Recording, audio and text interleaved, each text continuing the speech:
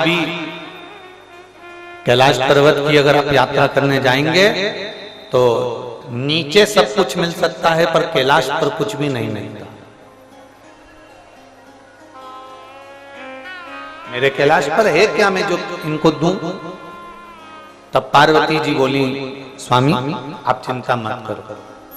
मैं जब मेरे मायके से चली थी ना, तो मेरी माँ ने एक बांस की टोकनी में पीले कपड़े से बांधकर आटा की पूड़ी रखकर दी है।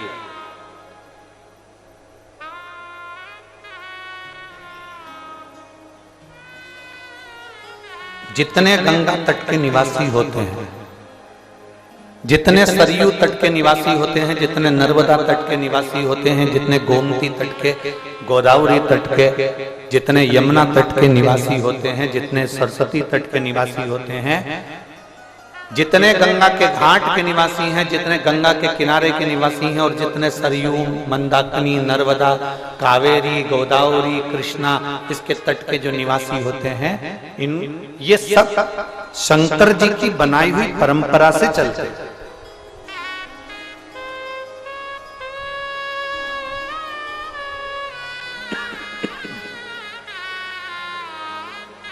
ये शिव जी की बनाई हुई परंपरा से चलता है।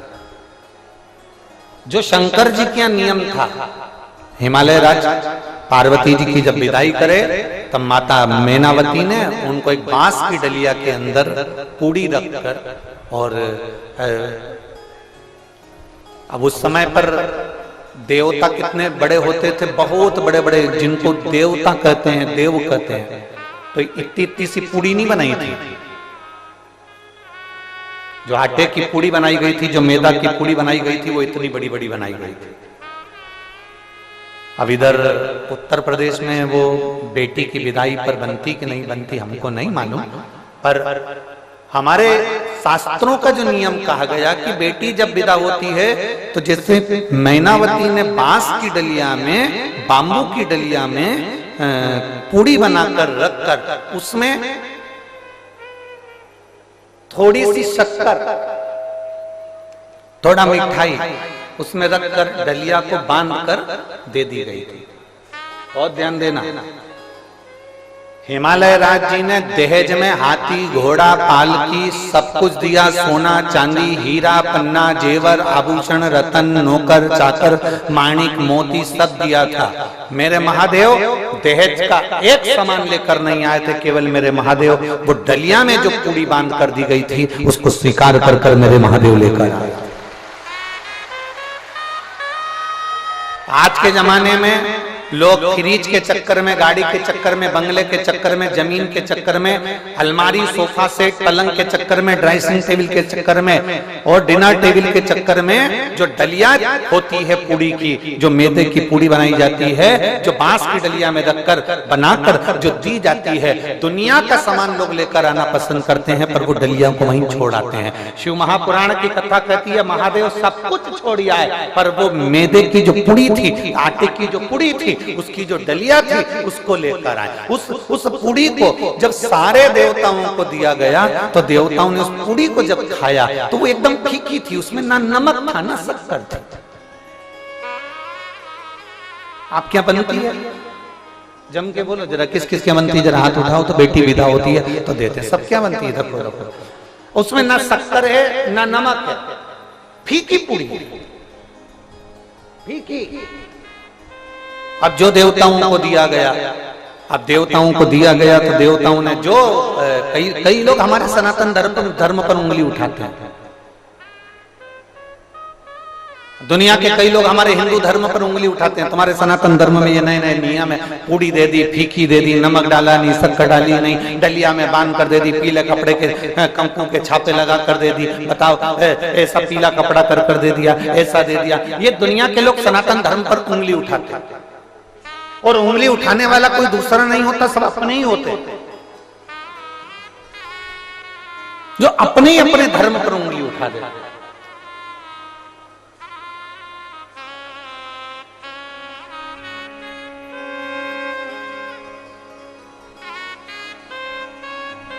कहने वाला कहते रहेंगे, सनातन धर्म पर कोई दूसरा आक्षेप करने वाला, उंगली उठाने वाला नहीं होता, अपने ही उठाते। कोई तुमसे कहेगा श्री शिवाय नमस्तुभ्यम मत बोलो, क्यों भैया?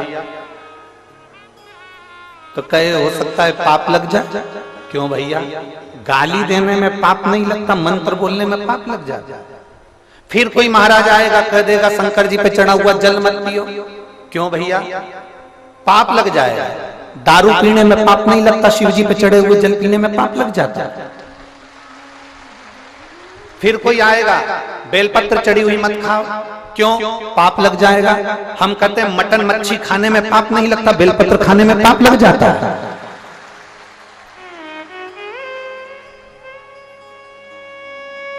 कोई दूसरा आक्षेप करने वाला नहीं मिलेगा, दूसरे नहीं मिलेंगे, अपने ही मिलेंगे जो अपने ही धर्म को नीचे दिखाने का प्रयास करें।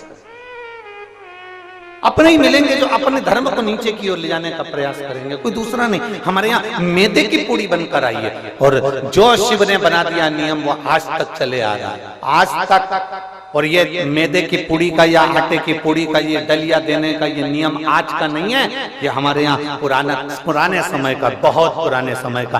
कहाँ? तो कहते हैं ये सतयुग के समय का है, जब माता पार्वती और शिव जी का विवाह हुआ था, उस समय पर ये दलिया दी गई थी, जो आज तक जी जा रही है, आज तक दी जा रही है। अब वो पूड़ी कैसी है? जम के बोलो जरा। ठीक ठीक। देवताओं ने जो पूड़ी खाई तो सबने तुरंत खबर करी भगवान भोलेनाथ जी के पास में, ये पूड़ी तो फीकी है, फीकी।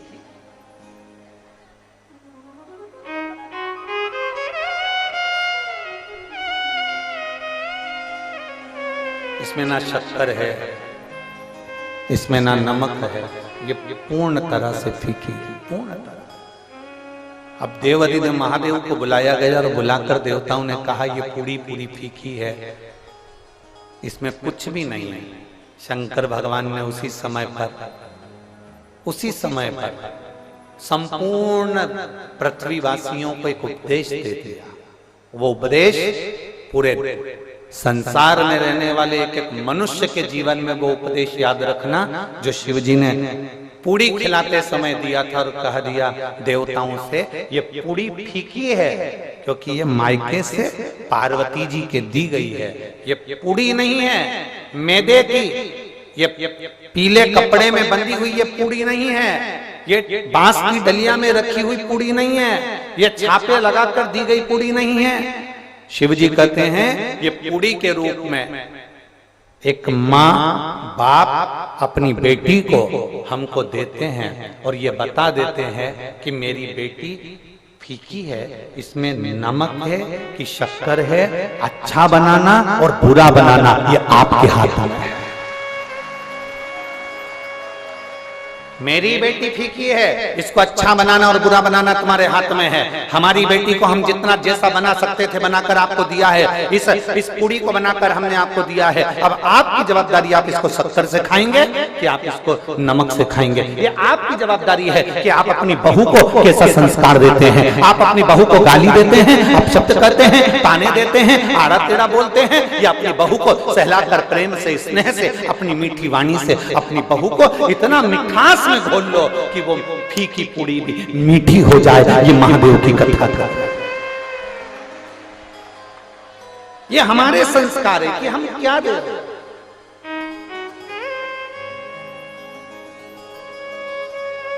ये हमारे संस्कार है कि हम क्या प्रदान कर रहे हैं।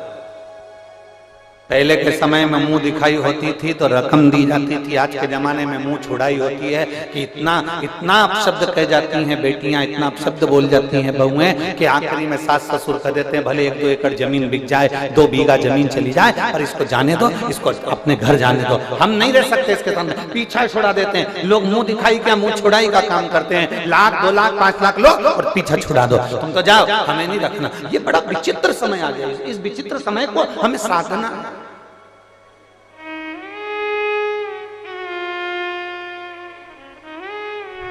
इस विचित्र समय को हमें साथ कर चलना।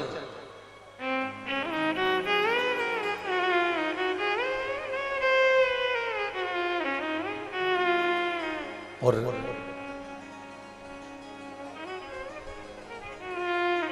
जिसने विचित्र समय को साध लिया, जिसने इस समय को साध लिया, वो संपूर्ण जीवन को साध लेता है, संपूर्ण जीवन।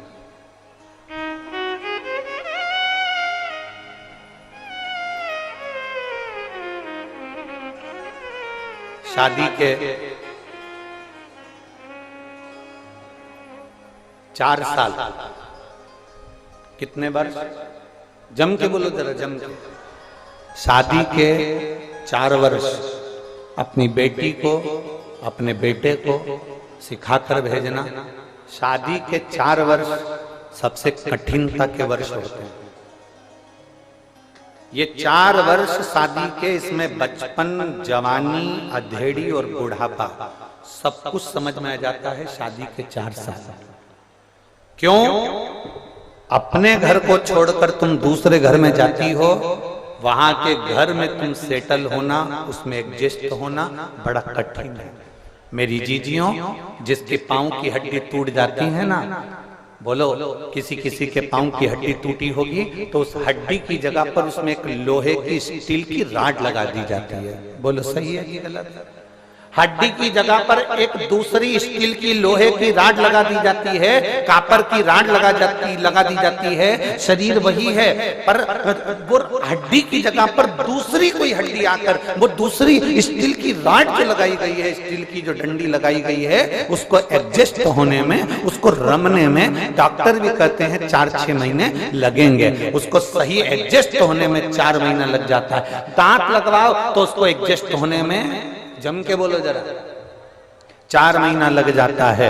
तुम कुछ भी लो, उसको एडजस्ट होने में 4 महीना लग जाता है, वो 4 महीने लग जाते हैं। पर एक जीवन का एक लक्ष्य अपने अंदर उतार कर रखना शिव महापुराण का, कि तुम्हारी शादी हो, बेटी की शादी हो, बेटे की शादी हो, उसको कहना, आपस में समझने में, परिवार में रमने में, परिवार में जुड़ने में हर बेटी को कम से कम 4 साल लगते ही हैं। उसको 4 साल लगेंगे।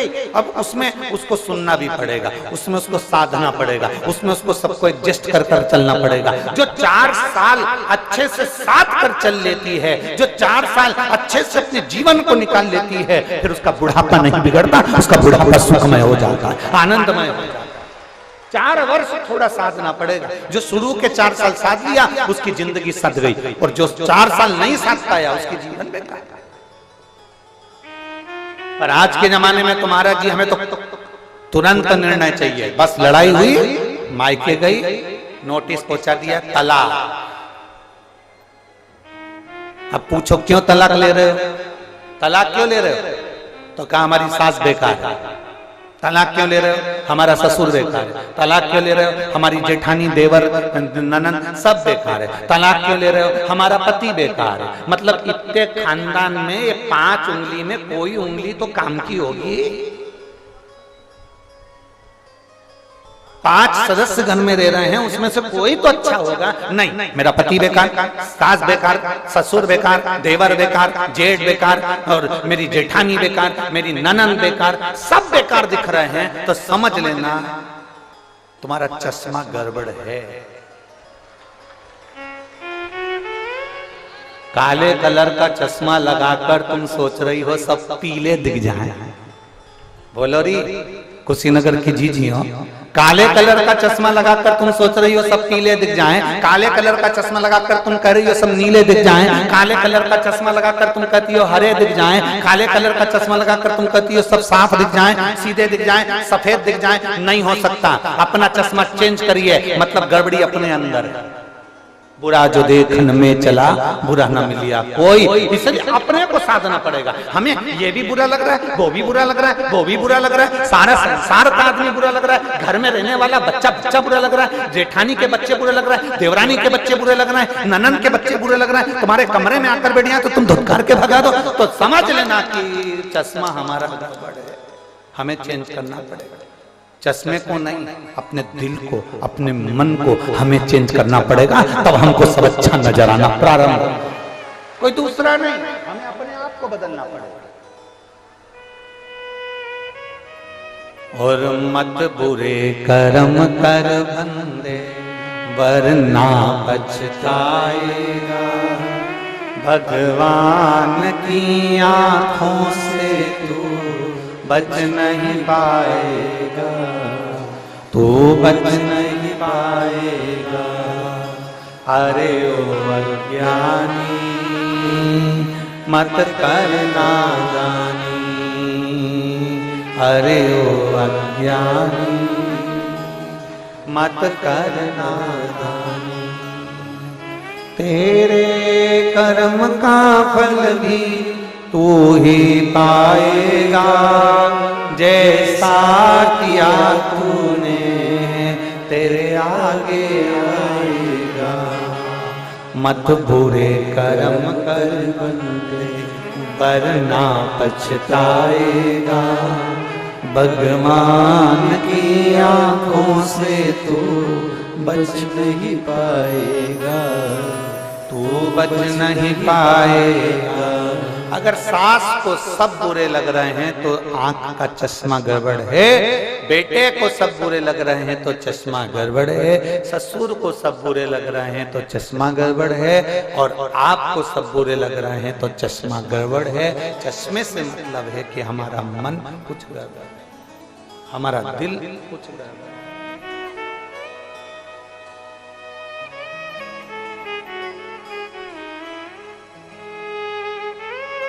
मुंह दिखाई होती थी, मुंह छुड़ाई नहीं। मुंह दिखाई होती थी, पीछा छुड़ाई नहीं।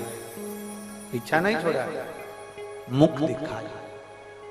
कितने प्रसन्नता होती है जब कोई बेटी आती है। अपना घर छोड़कर आई है बेटियां,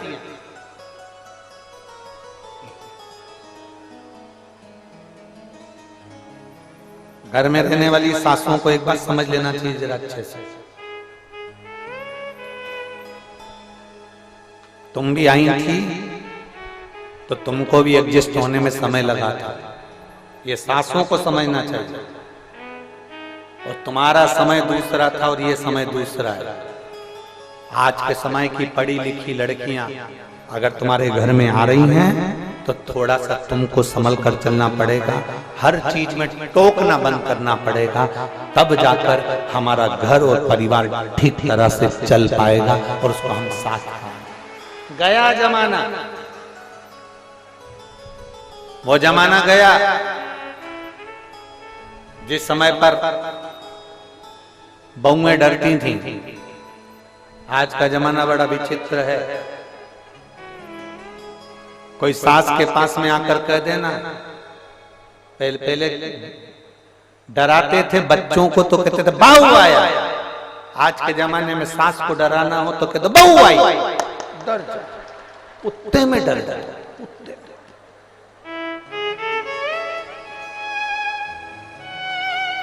बोलो बोलो, सही है कि गलत है? पहले के जमाने में बच्चों को डराते थे बहू आया, आज के जमाने में सासों को डराना थे बहू आई। हलवा आधा मुंह में आधा, अभी तो गई थी वापिस।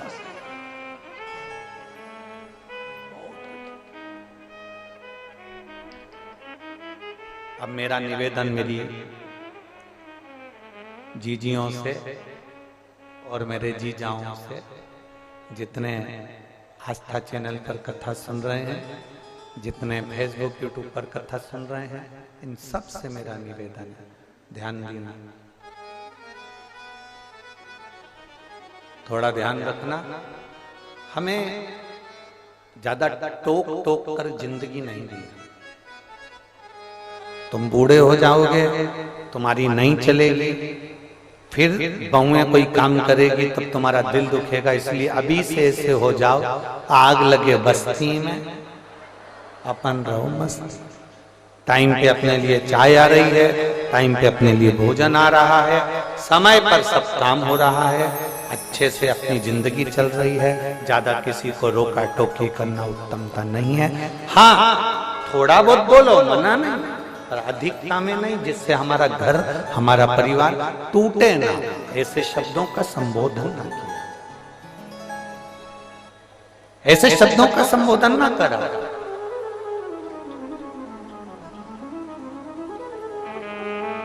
पहले कितने अच्छे अच्छे गाने चलते थे, फिल्मों में भी आते थे, 100 साल जिए हमारी जम के तो बोलो जरा, 100 साल जिए हमारी सासू जी।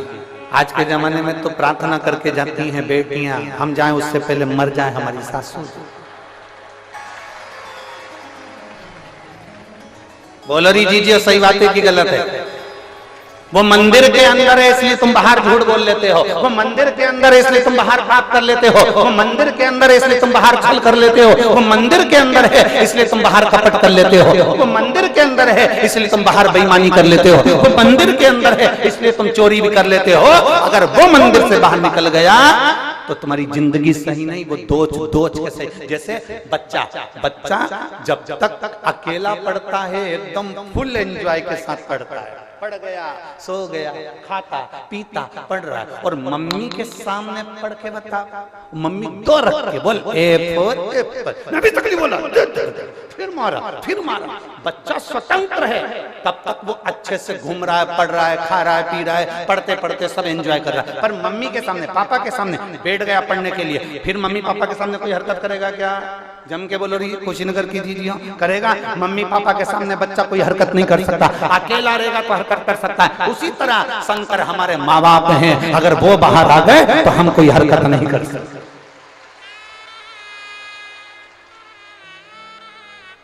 आप किस्मत वाले हो जो भगवान मंदिर के अंदर है, समझ लेना। अगर मंदिर से बाहर आ गया तो हो गया कल्याण तुम्हारा।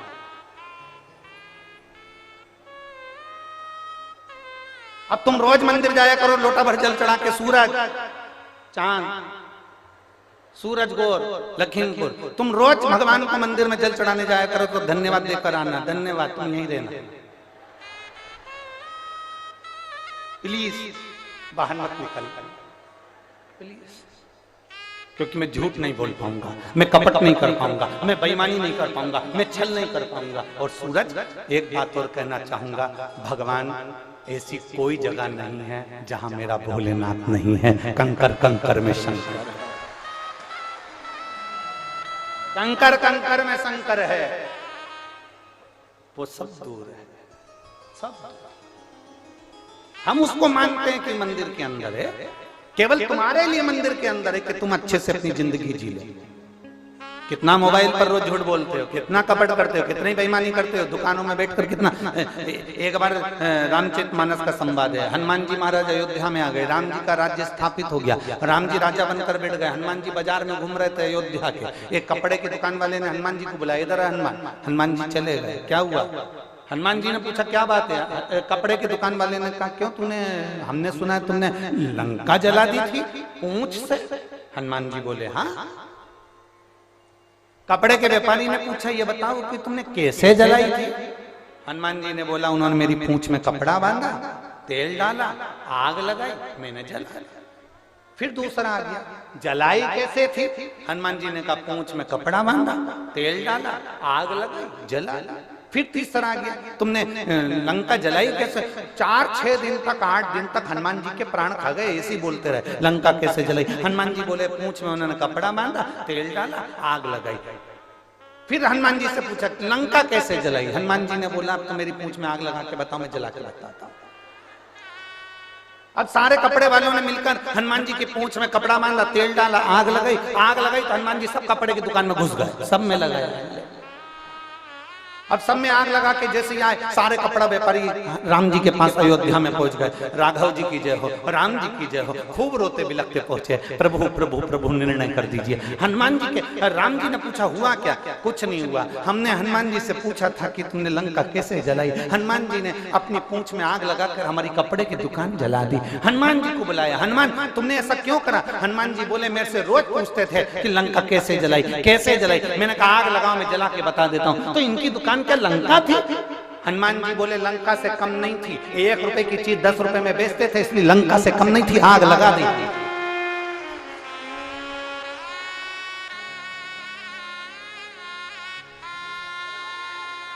एक लिमिट का लेंगे ना तो हम लंका नहीं समझेंगे, पर लिमिट से ज्यादा लोगे ना तो हम लंका समझ जाएंगे। आग लगाने में पीछे नहीं हटेंगे।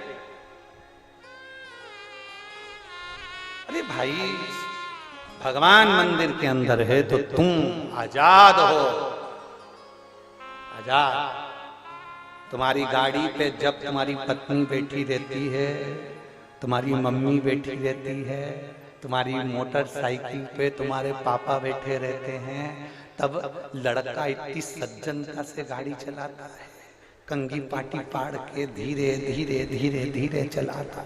जब मम्मी पापा घर के अंदर, फिर लड़का जो गाड़ी चलाता है वो तो पूरा कुशीनगर देखता है, पूरा कुशीनगर देखता है। जब लड़का अकेला होता है गाड़ी चलाता है तो पूरा कुशीनगर देखता है, पूरा नगर देखता है। पर मम्मी पापा गाड़ी के ऊपर हैं, लड़का धीरे गाड़ी चलाएगा, स्लो गाड़ी चलाएगा, पापा चिल्ला देंगे, पीछे से थपड़ा देंगे, पीछे से एक थपड़ा हो गया, चला रहा धीरे धीरे धीरे धीरे धीरे। और जो मम्मी पापा घर के अंदर, इसने गाड़ी उठाई भुर भुर करके, बोझ जाए मालूम पड़े, फिर गिर गया पड़ गया, तब मम्मी पापा के पास खबर आई कि वो पड़ गया, चोट। मम्मी बोली मेरा लड़का तो बहुत धीमी गाड़ी चलाता था। शंकर भगवान मंदिर के अंदर बैठे रहते हैं, पार्वती जी से कहते रहते हैं, पार्वती जी कहती है कितनी सीधी है ये जो तुम्हारे मंदिर में दिया लगाने आ रही है, कितना सीधा है ये जो तुमको एक लोटा जल चढ़ाने आ रहा है। भोलेनाथ जी बोले चुपचाप बैठी रहे, बस मेरे को सब मालूम है कितनी सीधी है, चुपचाप बैठे रहे।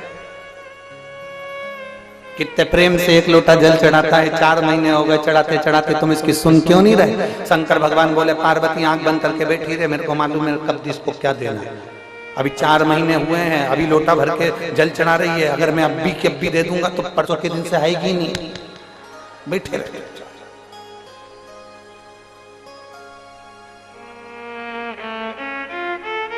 आप आए नहीं और सुबह हो गई, मेरी पूजा की थाली धरी रह गई। क्यों नहीं आते, किससे लिए नहीं आते?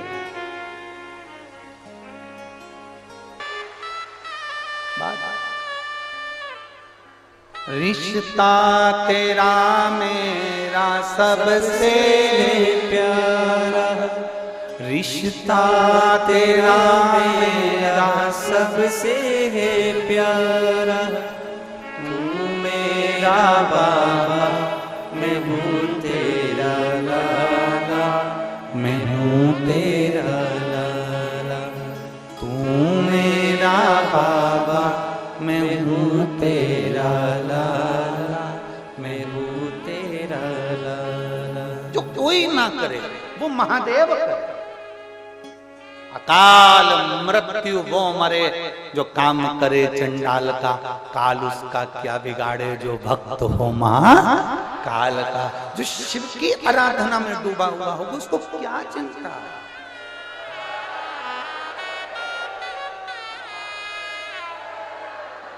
जो शंकर की आराधना में डूबा उसको क्या चिंता करना भाई, उसको क्या चिंता।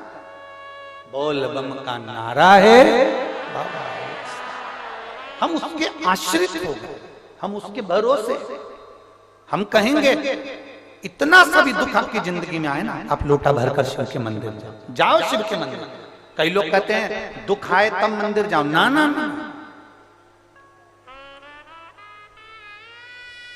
कोरोना का वैक्सीन लगवा लो, कोरोना से बचे रहो।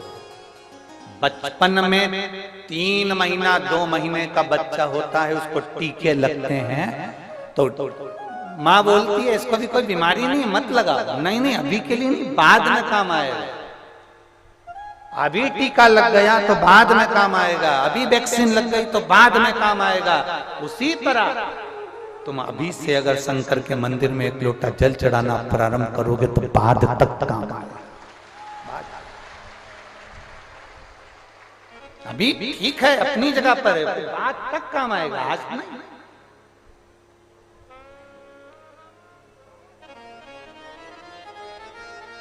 अभी का तो चल गया, जो है शरीर चल रहा है, काम हो रहा है, अपनी जगह पर है, पर बाद तक वो देखे। सारी समस्या का हल आप चढ़ाएंगे, वो बाद तक काम आएगा, आज नहीं। आप आचमन कर रहे हैं, बाद तक काम आएगा, आज नहीं। आप बेलपत्र ले रहे हैं, बात तक।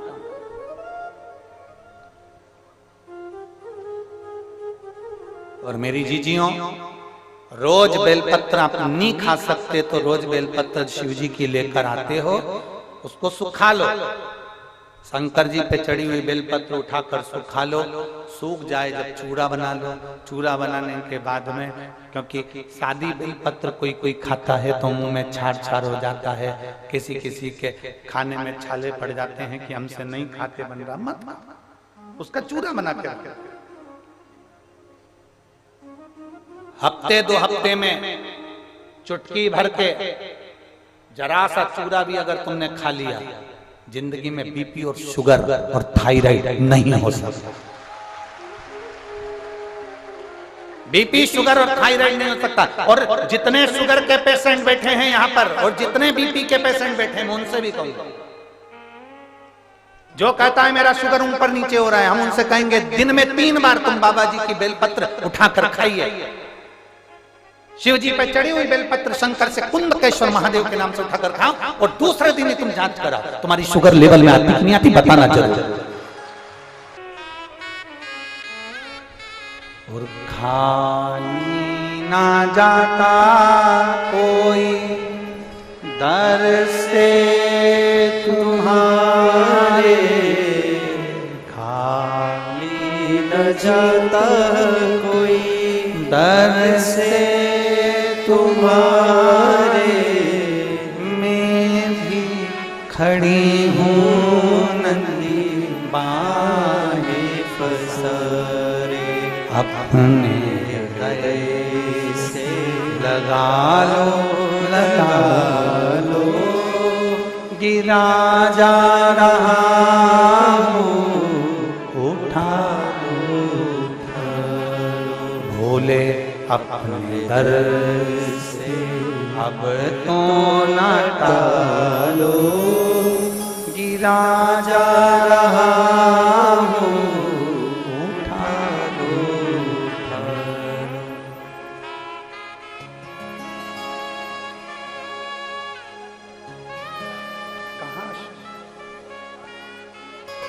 एक विश्वास जागृत। पार्वती जी पहुंची हैं कैलाश पर, सारे देवता पूड़ी खाकर जा रहे हैं, क्योंकि शिव ने समझा दिया बेटी जब हमारे घर आती है तो वो केवल उसमें मिठास डालना वो हमारे ऊपर निर्भर करता, श्रेष्ठ बनाना हमारे ऊपर। दुनिया की कोई सास बुरी नहीं है और दुनिया की कोई बहू बुरी नहीं है, दुनिया की कोई बेटी बुरी नहीं होती और ना दुनिया की कोई सास बुरी होती है ना बहू बुरी होती है। बस थोड़ा समय ये जो होता है ना, ये बुरा होता है, उतने में सास भी समझ जाए और बहू भी समझ जाए तो जिंदगी अच्छी निकल जाए।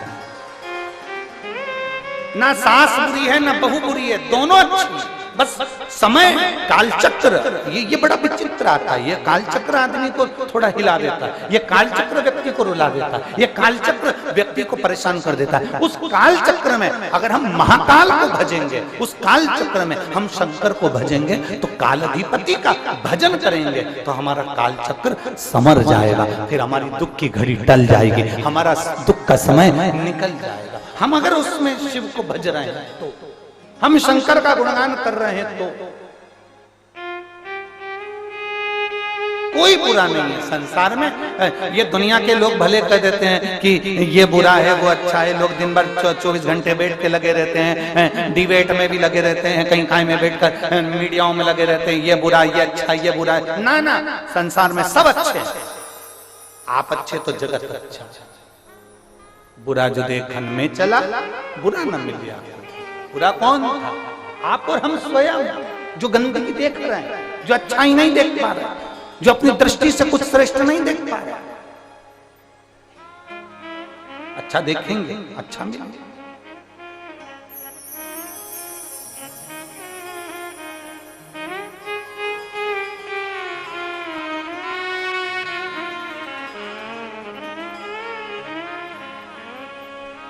मेरे भोले हैं वो बाबा दिल से सुनता है। आप दिल से प्रार्थना करेंगे वो दिल से सुनेगा, आप दिल से कहेंगे वो दिल से श्रवण।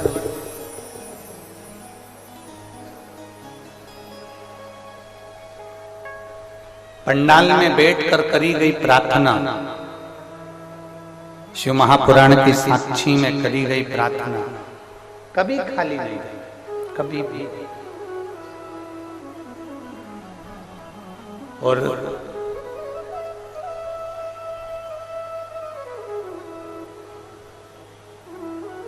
जो हम कहते हैं बाबा से अपने मन की बात, जो कहते हैं बाबा उसको पूर्ण करता है, करता है।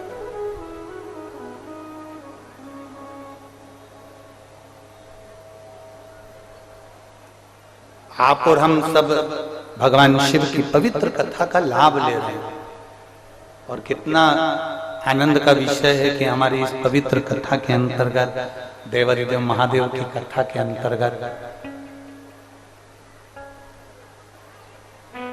पूज्य महाराज जी का आगमन, हनुमानगढ़ी अयोध्या से आना, स्वयं हनुमान जी ही इस कथा का लाभ लेने के लिए पधारे।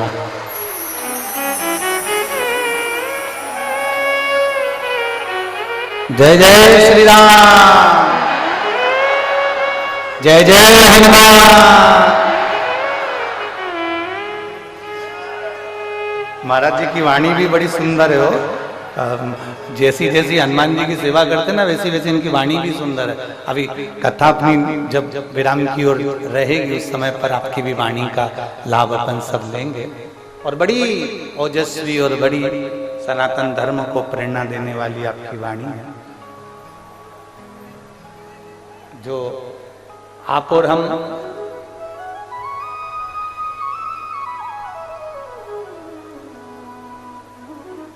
परम पूज्य हनुमानगढ़ी के महंत श्री राजूदास जी महाराज जी अयोध्या से हैं, जिनकी अपन वाणी का भी लाभ लेंगे और आशीष वचन भी उनसे लेंगे।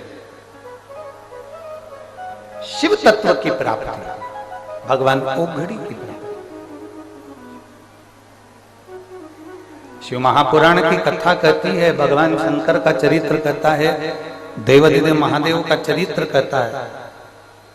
पार्वती मैया कैलाश धाम पर पहुंची, विराजमान हुई, और विराजमान होने के बाद माता पार्वती थोड़ी देर बैठने के बाद में देवादिदेव महादेव के साथ में कथा श्रवण करने के लिए अमरनाथ की गुफा में पहुंची।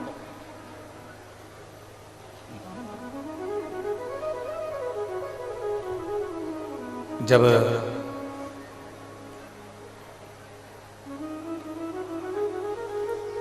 अमरनाथ की गुफा में बैठकर जब भगवान शंकर ने माता पार्वती जी को सुंदर सुंदर वृतांत सुनाना प्रारंभ करे जनमानस के कल्याण, पार्वती जी उसका स्मरण करती रही, सुनती रही। श्रवण करने के बाद में माता पार्वती फिर शिव जी के साथ वापिस कैलाश पर आकर विराजमान हो गई।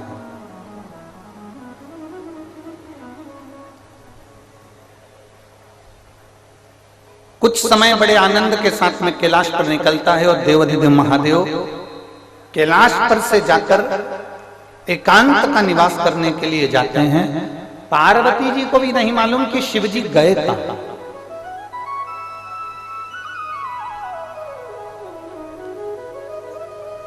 कभी कभी ऐसा योग लग जाता है, कभी कभी ऐसा क्रम हो जाता है, कभी कभी ऐसा योग संजोग बैठ जाता है कि कभी कभी हमारे चित्त में ऐसा भाव उत्पन्न हो जाता है, कहीं एकांत में जाकर बैठ जाएं और भगवान की अविरल कथा का लाभ लें, कहीं एकांत में जाकर बैठ जाएं शिव भक्ति का लाभ लें, कहीं एकांत में जाकर बैठ जाएं भगवान शंकर को एक लोटा जल समर्पित करें, कहीं एकांत में जाकर बैठ जाएं और श्री शिवाय नमस्तुभ्यम का जाप करें। ये हमारे भीतर उमंगता में उत्पन्न होता है।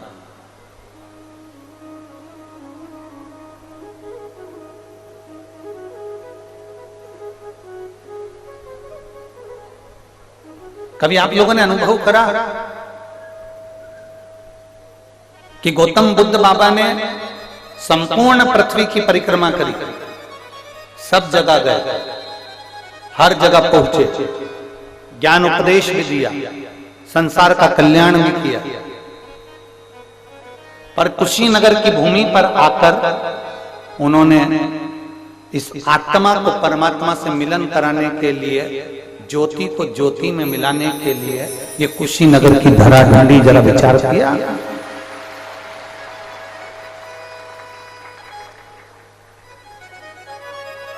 मतलब कुछ तो इस भूमि पर होगा ऐसा, कुछ तो वो कहते हैं ना कि वो चुंबक जो होती है ना वो लोहे को खींच लेते हैं। जो पवित्र भूमि होती है, जो श्रेष्ठ भूमि होती है, वो संतों को, साधुओं को, गुरुजन को खींच लेते। और देखो कुशीनगर की भूमि ने राजूदास महाराज जी को भी अयोध्या से खींच के यहाँ बुला लिया, तो मतलब कुछ तो है ना भूमि का, तो महत्व है। और इस पवित्र भूमि पर आप और हम शिव महापुराण की कथा का लाभ ले रहे हैं और अपने जीवन को सार्थक बनना, कहीं ना कुछ तो अच्छा है इस धरा का, जिसके कारण बस हम इन सब रसतत्वों को अपने भीतर उतार रहे हैं।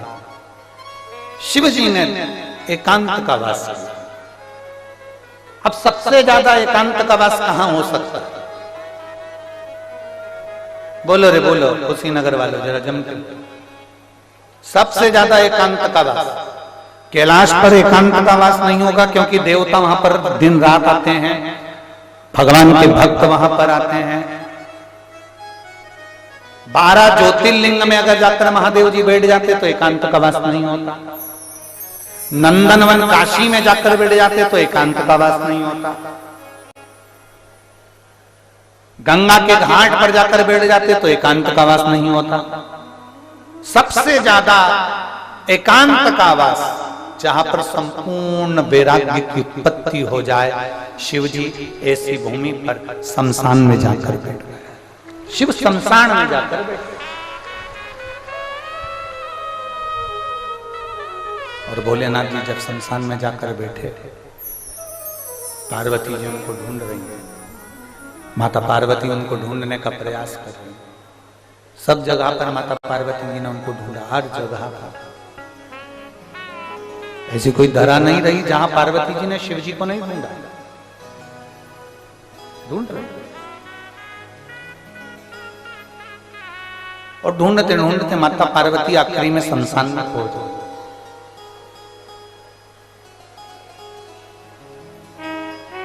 और शमशान में बैठी पार्वती जी शिव जी का पूजन कर रहे हैं। समझने वाला विषय है, शमशान में जाने के बाद तंबाकू खाने का विषय नहीं है ये। दुनिया के कई लोग मुर्दा जलाने के लिए जाते हैं, शमशान जाते हैं, अंतिम संस्कार करने जाते हैं। घर के लोग अंतिम संस्कार करते रहते हैं, बाकी के सब तंबाकू मल मल के फटके लगा के खाते रहते हैं। कुछ लोग कुर्सी पर टेबल पर बैठ जाते हैं शमशान के अंदर, और जमीन पर उन्होंने आसन लगाया और ठहाके लगाने बैठ जाते ना। पार्वती मैया शिव जी को ढूंढते ढूंढते शमशान में पहुंच जाते हैं और शमशान में बैठकर भगवान शंकर को रिझाने का प्रयास करती है, भगवान शंकर को मनाने का प्रयास। जब हम शिव को ढूंढेंगे तो शिव मिलेगा ही निश्चित है। हम ढूंढने का प्रयास ही नहीं करेंगे तो महादेव कैसे मिलेगा?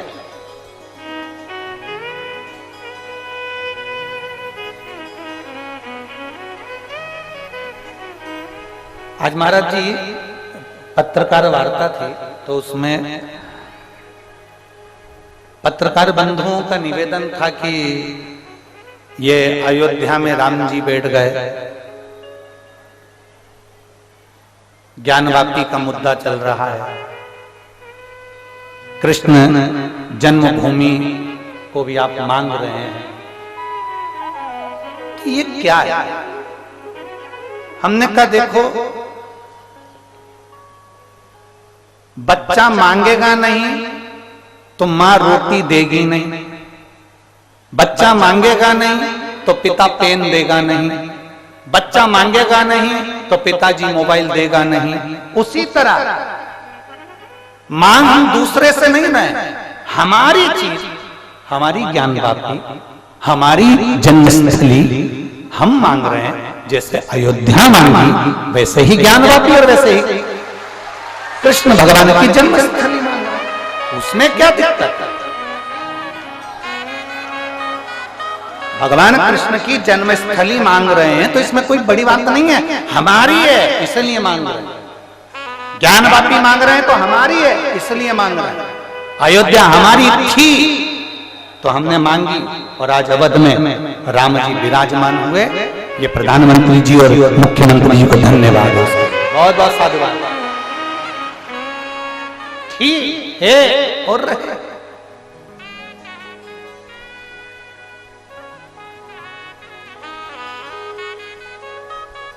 अपना मांगने में कोई विषय नहीं। पार्वती जी शमशान में बैठकर भगवान शंकर की आराधना कर रही हैं, मतलब पार्वती जी किसी दूसरे से नहीं मांग रही है, भगवान शिव से मांग रही है। अपनों से अपना ही मांगा जाता है।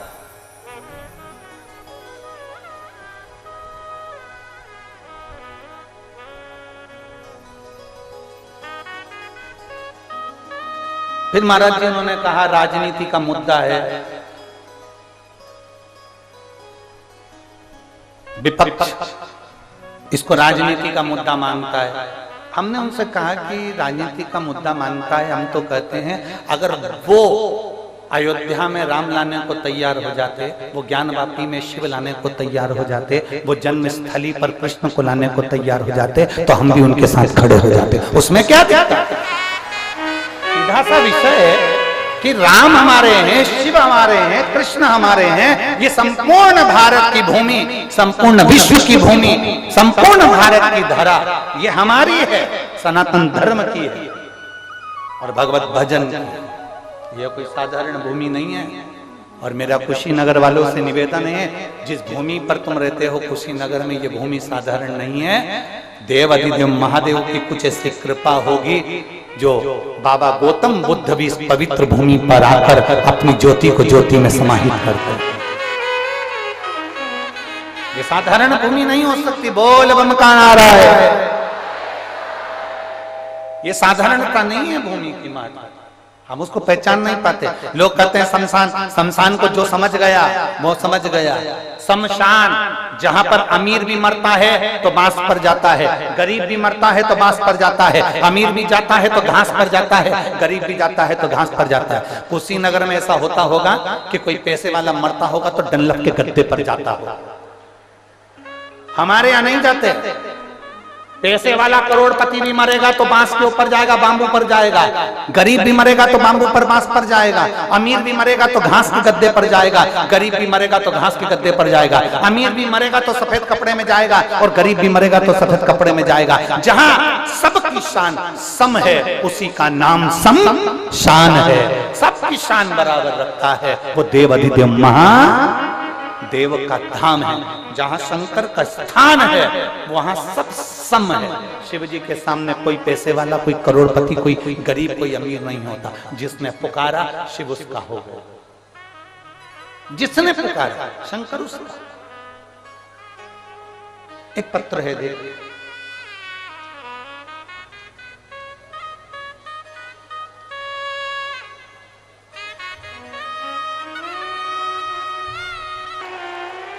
आज मेरे पति की जो रिपोर्ट आई है वो पूर्ण तरह से एकदम ठीक आई है और नील आई है। इसलिए मैं बाबा को यहाँ प्रणाम करने के लिए चंडीगढ़ से, यहाँ पटियाला से, पंजाब से मैं कुशीनगर तक आ गई। गुरुदेव, मैं बाबा को यहाँ प्रणाम करने के लिए आई। ये शिव तत्व शंभु प्रकाशदर्शी कैलाश। आपका विश्वास, आपका भरोसा, आपकी दृढ़ता शिव के करीब लेते हैं।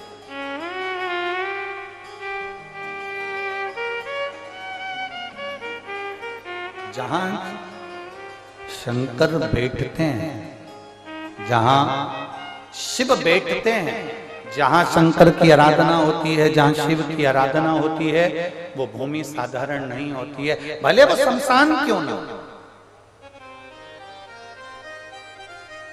भले वो शमशान क्यों। मेरे ओघड़दानी शमशान में बैठे हैं, माता पार्वती जी उनकी सेवा में लगी हुई है। पार्वती जी उनकी पूजन कर रही हैं, पार्वती जी उनकी आराधना कर रही हैं, पार्वती जी उन पे जल चढ़ा रही हैं, उनको बेलपत्र चढ़ा रही हैं, समर्पित कर रही हैं, उनकी आराधना में डूबी। शिव जी मौन होकर बैठे हुए। शमशान में जाओ तो थोड़ी सी आराधना करिए शंकर।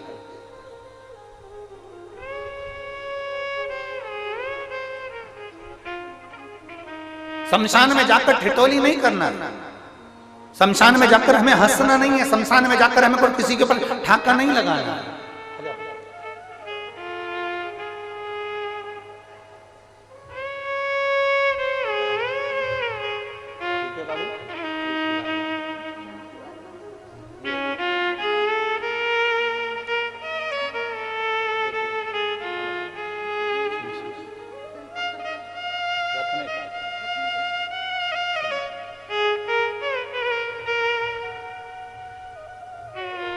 शिव शिव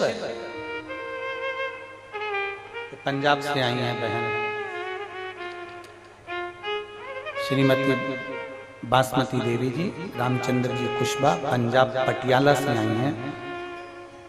इन्होंने बाबा को जल चढ़ाकर विनती करी थी कि मेरे पति की किडनी और कैंसर अगर समाप्त हो गया तो मैं जाऊंगी। और पीजी आई चंडीगढ़ में जब रिपोर्ट पूरी नील आई तब ये यहाँ पहुंची हैं और बाबा को प्रणाम करा। एक बार भाव से दोनों हाथों से साथ बोल बम का नारा है, शिव तत्व को हमें पहचान, ओगढ़दानी को हमें जाना। पार्वती जी पहुंच गई। पार्वती जी ने पहुंचकर बाबा से प्रार्थना करी। शिव जी थोड़ी देर बैठे थे और बैठने के बाद में सामने से एक अर्थी आ रही थी और लोग राम नाम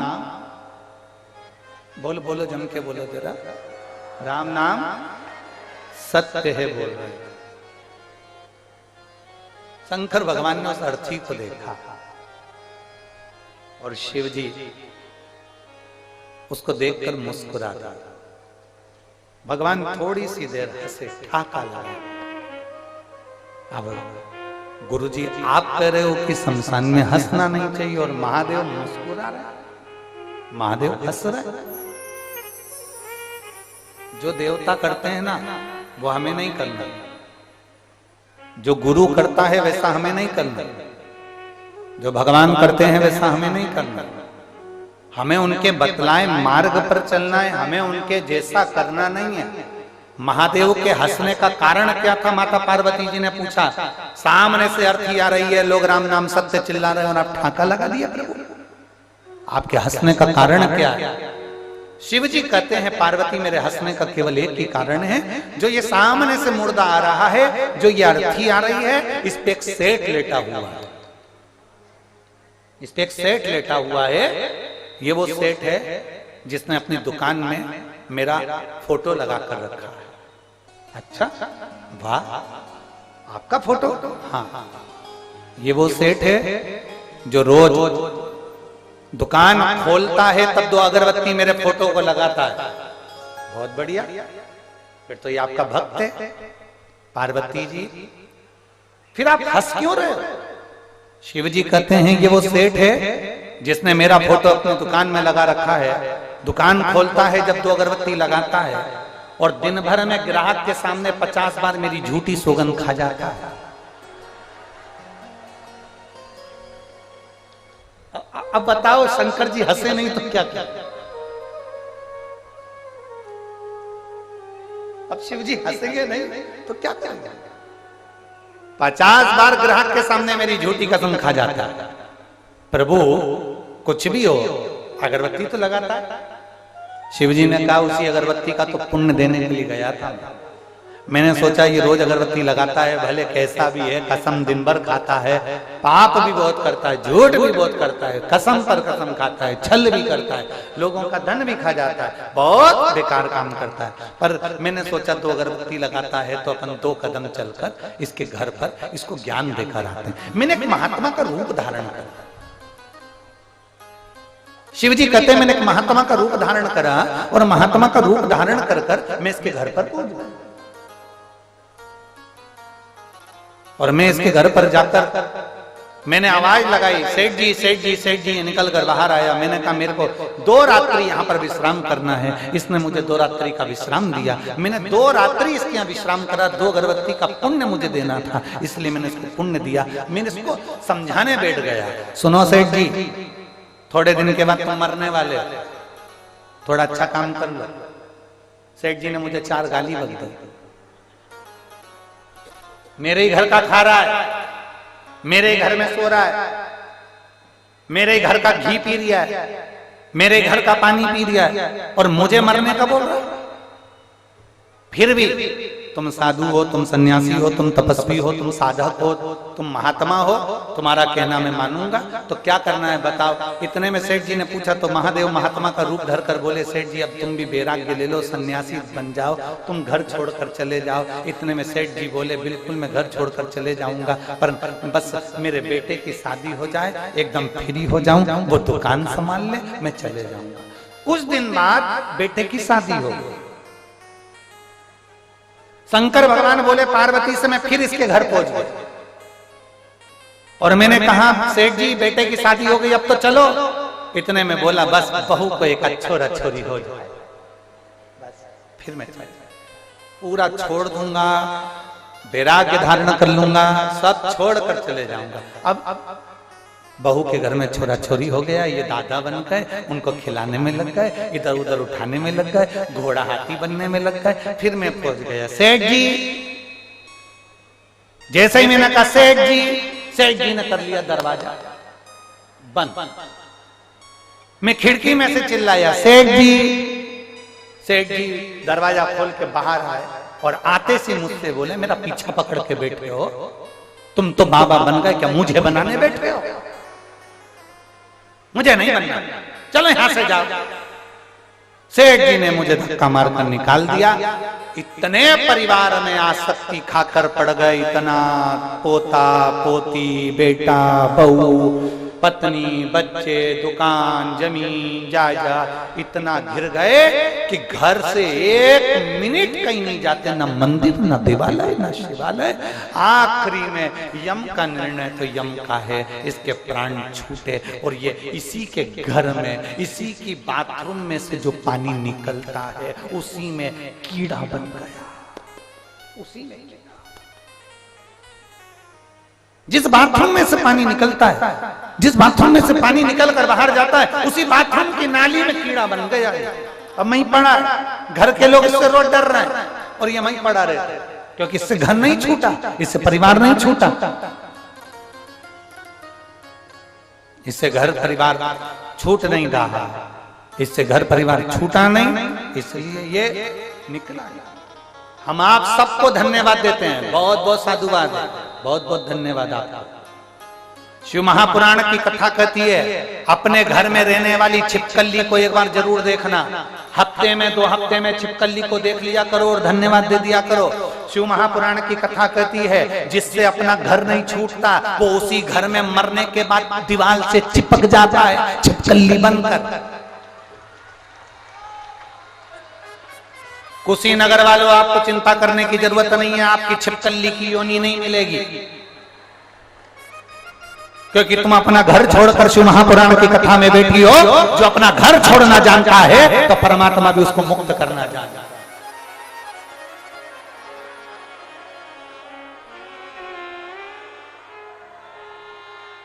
अब कोई ऐसा, घर नहीं छूट रहा, घर नहीं छूट रहा, घर नहीं छूट रहा, अब मत छोड़।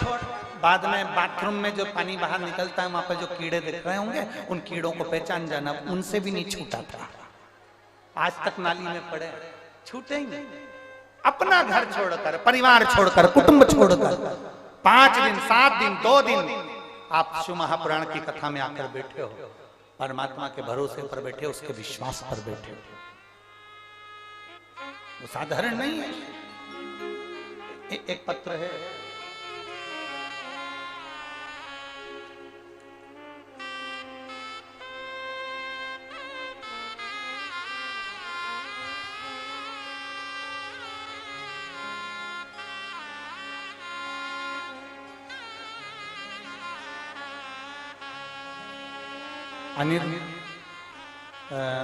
विनीता देवी, ग्राम अनिरुद्धवा, दक्षिण टोला, कास्या, कुशीनगर। कहीं बैठी हो तो हाथ हिला सकते हैं। विनीता देवी, ग्राम अनिरुद्धवा, दक्षिण टोला, कास्या, कुशीनगर। कहीं बैठी हो, आप ही हैं? श्री शिवाय नमस्कार। मेरी बहन का लड़का जो पैदा हुआ तो उसकी रीढ़ की हड्डी में गठान थी। डॉक्टर ने उसको ऑपरेशन का बोल दिया था। ऑपरेशन कराया, पर जब से ऑपरेशन कराया तब से वो चल नहीं पाया। पलंग पर ही पड़ा रहता, उठता नहीं, उठाना पड़ता तो बैठ नहीं पाता, खड़ा नहीं हो पाता, चल नहीं पाता। बाबा बहुत तकलीफ में आ गया। तब हम कुबरेश्वर धाम गए, वहां से रुद्राक्ष लेकर आए। उस रुद्राक्ष को पानी में गलाकर उस बच्चे को देना प्रारंभ करा। बाबा की ऐसी कृपा हुई कि थोड़े महीने में जो बिल्कुल नहीं उठ पाता था आज बैठने लगा और खड़ा होने लगा। ये बाबा की कृपा हुई है। गुरुदेव अभी चल नहीं पा रहा है, पर बाबा अगर कृपा करेगा तो मेरा यह बच्चा चलेगा जरूर, ये मुझे विश्वास है। एक बेलपत्र ले जाओ बाबू, उसको दे देना। आजा उसके पास पहुंचा देना। आजा। शिव तत्व इसी को कहते हैं। एक पत्र और है।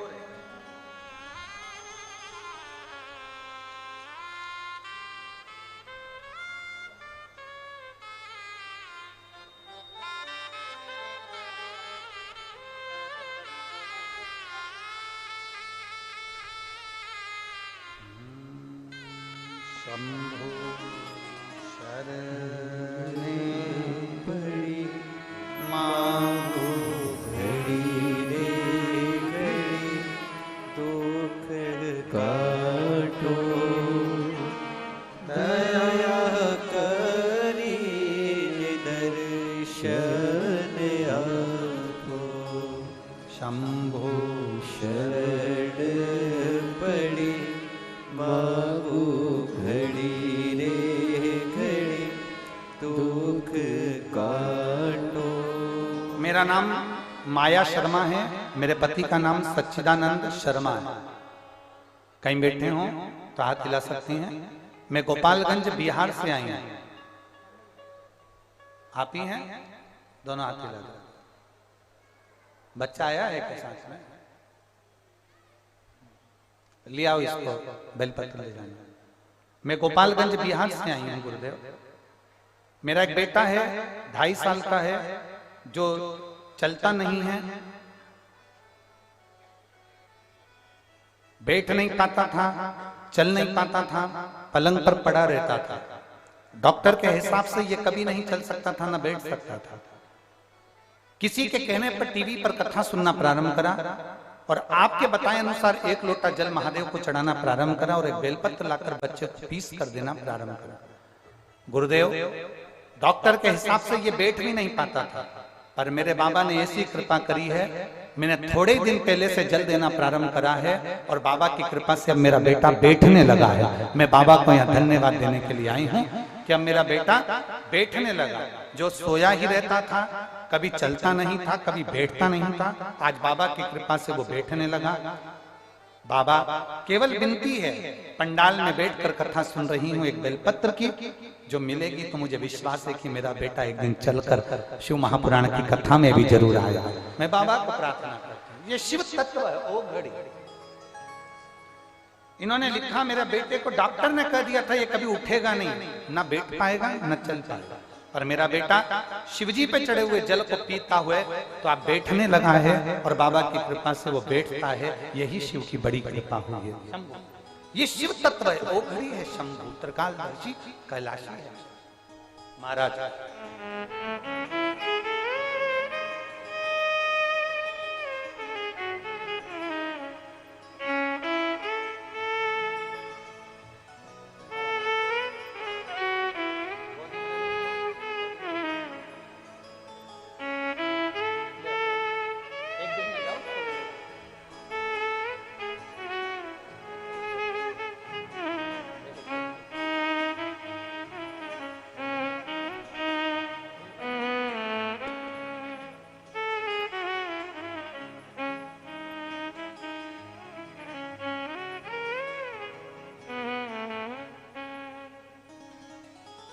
ठीक है, थोड़े दिन में चलेगा पक्का, थोड़ा मेहनत। श्री शिवाय नमस्ते। शिव तत्व है। ये बच्चा खड़ा नहीं हो पाता था, बैठ नहीं पाता था। आज बाबा की कृपा से खड़ा भी हो रहा है और बैठ भी पा रहा है। ये शिव तत्व है, ये शंभु, ये उघड़दान है। और तेरी कृपा बिना एक भी लेते हैं श्वास, तेरी कृपा से हे गंगाधार मुक्ति द्वार ओंकार तू, भोले ओंकार तू, आयो शरण तिहारी शंभु तार तू। भगवान शिव ओघड़दानी की कृपा।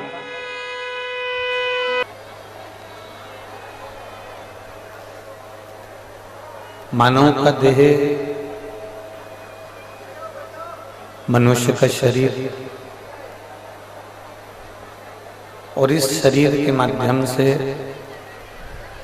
भगवान देवादिदेव महादेव की पवित्र शिव कथा,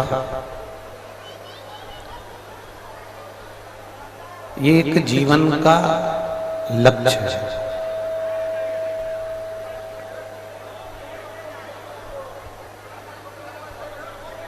कल आपने और हमने कथा में श्रवण करा था कि भगवान देवादिदेव महादेव का मंगल विवाह माता सती जी के साथ में हुआ।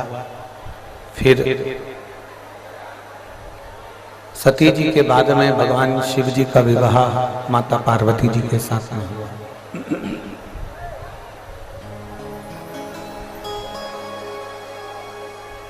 सती मैया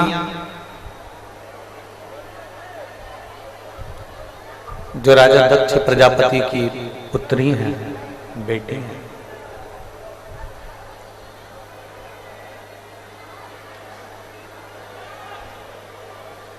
दक्ष प्रजापति की जो पुत्री हैं, बेटी हैं, ऐसी माता सती जिनके संपूर्ण जीवन में वो राज परिवार में रहना, राजघराने में रहना, दक्ष प्रजापति के राज्य में उनका निवास होना, और राजघराने में रहकर वो रही जरूर हैं राज परिवार में, राजघराने में, राज परिवार में, राजघराने में उनका रहना, और परिवार में रही, राज परिवार में उनका रहना हुआ, पर किसी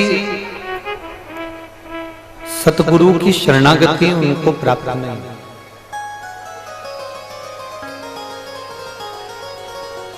शिव महापुराण की कथा कहती है, भगवान शंकर का चरित्र कहता है, भगवान देवादिदेव महादेव का चरित्र वर्णन करता है, भगवान शिव का चरित्र वर्णन करता है कि पार्वती जी और माता सती, इन दोनों में सबसे बड़ा जो अंतर कल और हमने कथा में श्रवण किया था, उसमें सबसे बड़ा अंतर है कि सती जी की बाल्यावस्था से सती माता को कोई सत्संग नहीं मिला।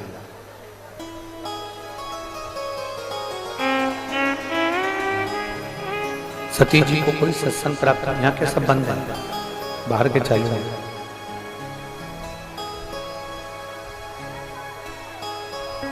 माता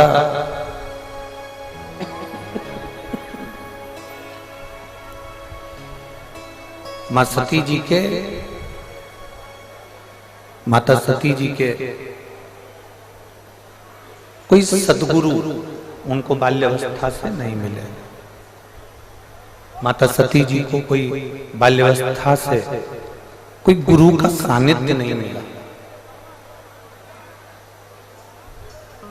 कोई गुरु का सानिध्य माता सती जी को प्राप्त नहीं हुआ। केवल सानिध्य हिमालय राज की बेटी, हिमालय राज की पुत्री माता पार्वती जी एक ऐसी थी जिनको बाल्यावस्था से संत का, साधु का, सन्यासी का, तपस्वी का, साधक का, उपासक का सानिध्य प्राप्त हुआ है।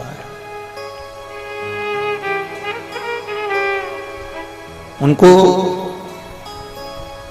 सत्संग मिला और कल कथा में हमने वर्णन किया था, आप लोग सब श्रवण कर रहे थे कि